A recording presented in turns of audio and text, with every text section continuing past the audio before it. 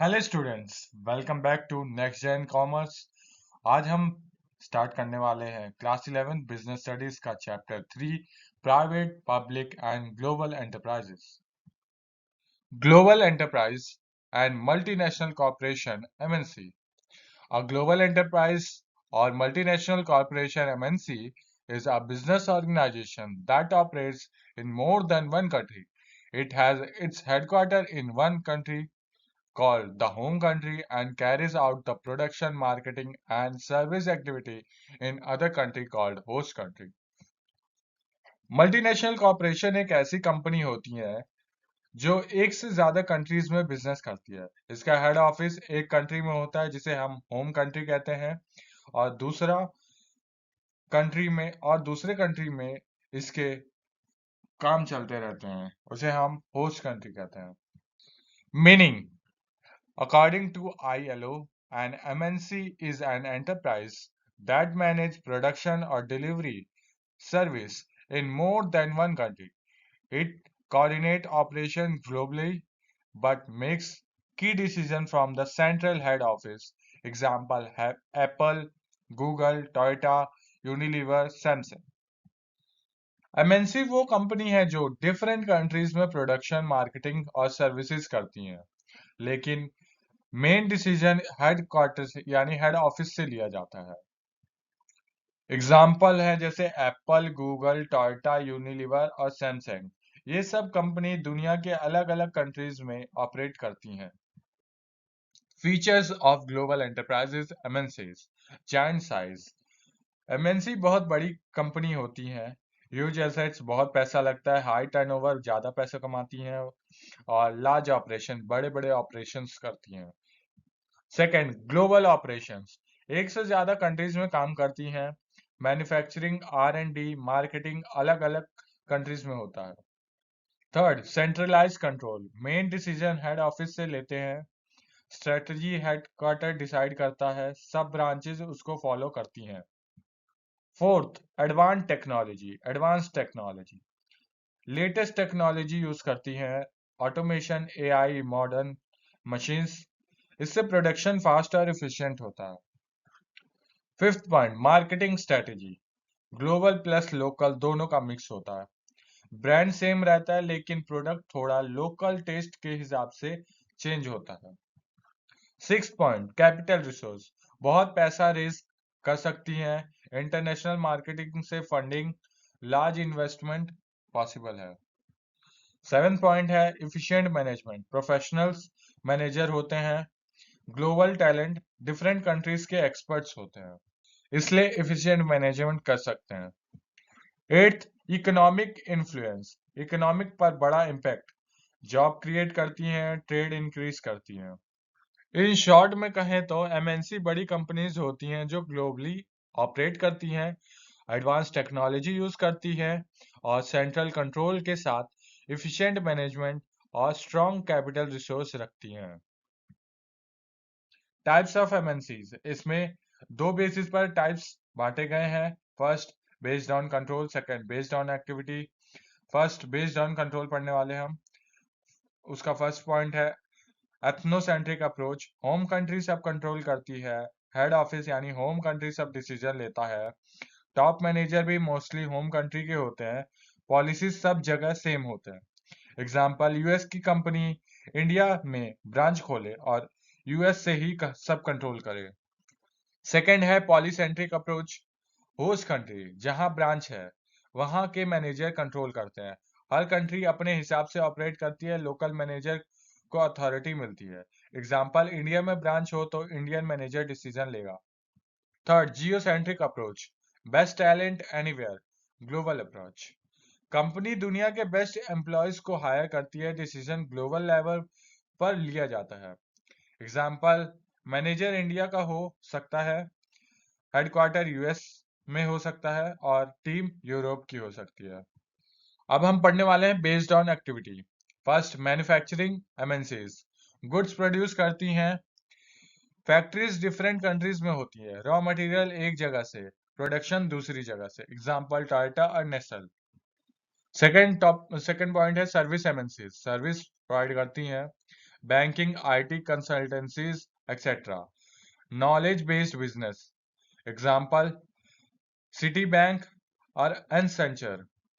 Third, trading MNCs import export का काम करती हैं, गुड्स एक कंट्री से लेकर दूसरी कंट्री में बेचती हैं। एग्जांपल, मित्सुबिशी और Cargill. Advantages of MNCs to host country. First, capital investment, bring FDI, improves balance of payment. इसका मतलब यह है MNC FDI foreign direct investment लाती है, देश में पैसा आता है, इकोनॉमी स्ट्रांग होती है, बैलेंस ऑफ पेमेंट इंप्रूव होती है। Second, technology transfer, introduce advance production method and skills. इसका मतलब यह है नई टेक्नोलॉजी और स्किल्स आती है इससे, modern machines, advance production methods. Third point है employment generation, creates direct and indirect jobs. Jobs create करती हैं, डायरेक्ट जॉब्स कंपनी में, indirect jobs supplier, transport etcetera के थ्रू एम्प्लॉयमेंट जनरेशन करती है। Fourth, infrastructure development, improves roads, telecom, power of own use. Multinational companies road, electricity, telecom improve होता है उनके मदद से, कंपनी के काम से, पर पब्लिक को भी बेनिफिट मिलता है उसका। Fifth, export promotion, produce for global market, increasing host country export. MNC global market के लिए प्रोडक्शन करती है, एक्सपोर्ट्स बढ़ाते हैं, फॉरेन एक्सचेंज इनकम इंक्रीज होती है। Six point, consumer benefits, better quality product, more choice, more competitive price. MNCs की वजह से कस्टमर को फायदा होता है, बेटर क्वालिटी का प्रोडक्ट मिलता है, मोर वेराइटीज मिल जाती हैं और कॉम्पिटिटिव यानी कम प्राइस में मिल जाता है।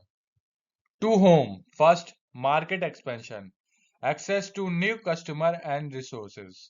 इसका मतलब यह है कि कंपनी को नए कस्टमर मिलते हैं, बिजनेस एक्सपेंड होता है। Second, profit repatriation, earning from host country sent back to home. जो भी प्रॉफिट फॉरेन कंट्रीज से होता है वह वापस होम कंट्री में आता है। Third, global image, enhance economic and political influence. Country की इमेज स्ट्रांग होती है, इकोनॉमिक और पॉलिटिकल पावर बढ़ती है।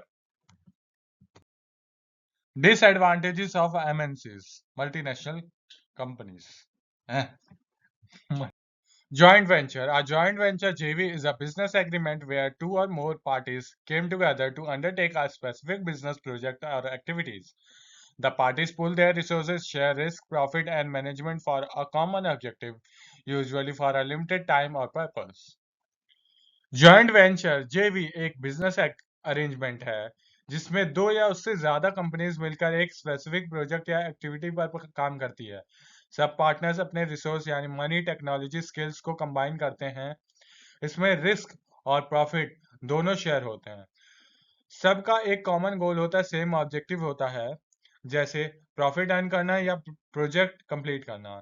जेवी यूजुअली लिमिटेड टाइम या स्पेसिफिक पर्पस के लिए होता है, यानी काम खत्म जेवी खत्म हो सकता है।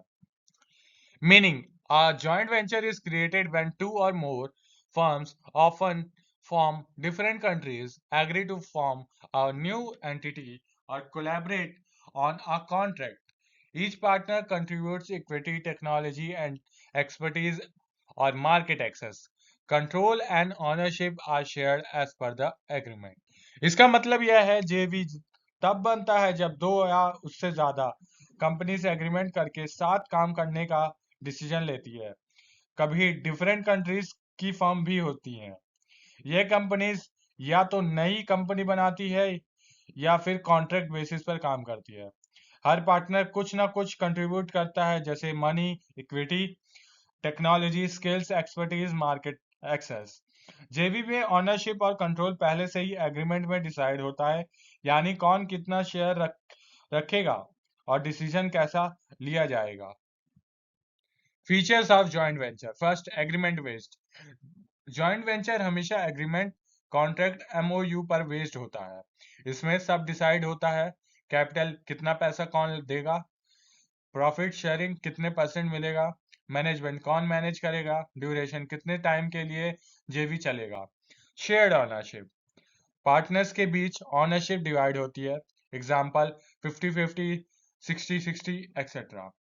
पूलिंग ऑफ रिसोर्सेज, एक पार्टनर पैसा देता है, दूसरा टेक्नोलॉजी देता है, तीसरा मार्केट नॉलेज, सब मिलकर स्ट्रॉन्ग बिजनेस बनाते हैं।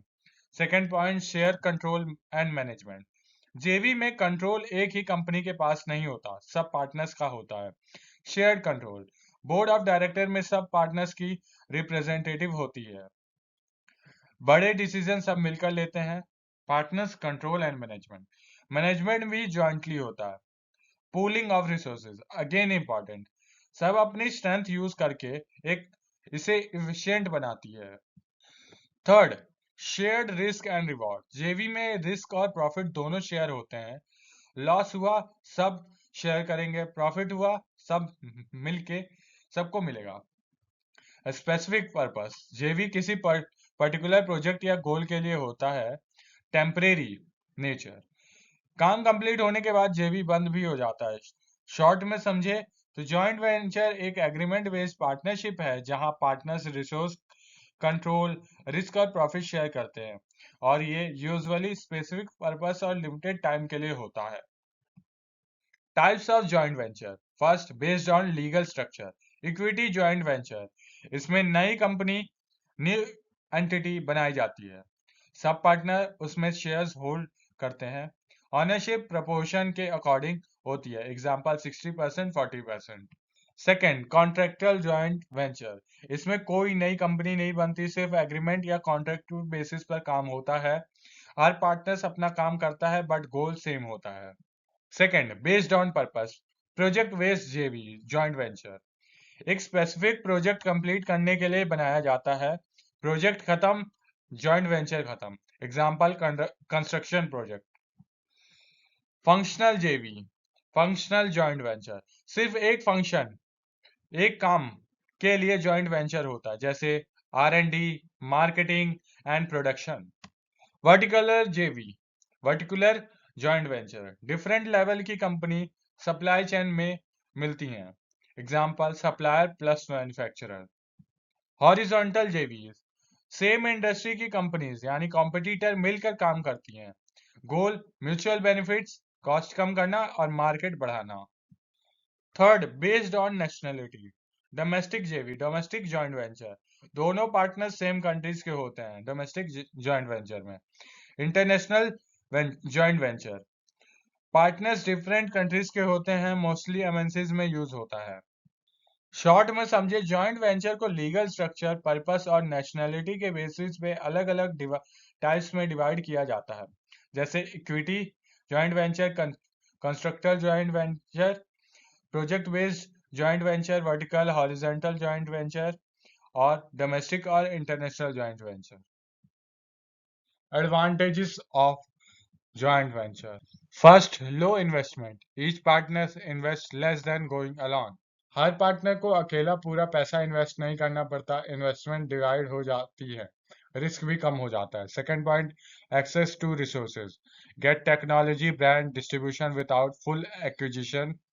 इसका मतलब यह है पार्टनर्स को एक दूसरे की technology, brand name, distribution network मिल जाता है without full ownership. Third point, risk reduction, losses shared among partner, अगर लॉस होता है तो सब पार्टनर्स मिलकर शेयर करते हैं, इसलिए रिस्क कम हो जाता है। Fourth point, faster entry, use local partners licence, contact and market knowledge, local partners की हेल्प से लाइसेंस मिल जाता है, मार्केट नॉलेज मिलता है, कॉन्टैक्ट्स मिलता है, न्यू मार्केट में एंट्री फास्ट हो जाती है। To host country, first FDI inflow, bring foreign capitals and forex, इसका मतलब यह है फॉरेन कंपनीज से कैपिटल और फॉरेन एक्सचेंज आता है। Second, employment and skill, creates job and trains local staff, new jobs create होती हैं, लोकल लोगों को ट्रेनिंग और स्किल्स मिलती है।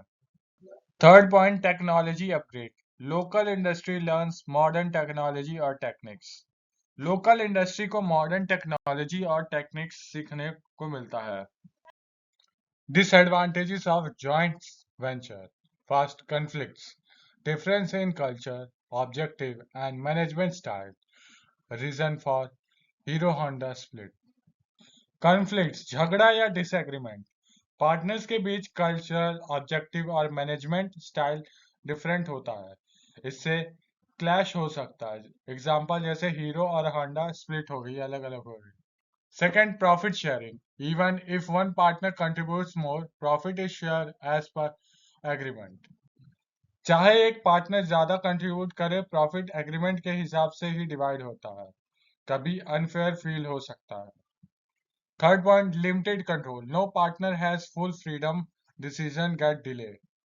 कोई भी पार्टनर को फुल कंट्रोल में नहीं होता, डिसीजन लेने के लिए में टाइम लगता है, डिले हो जाता है।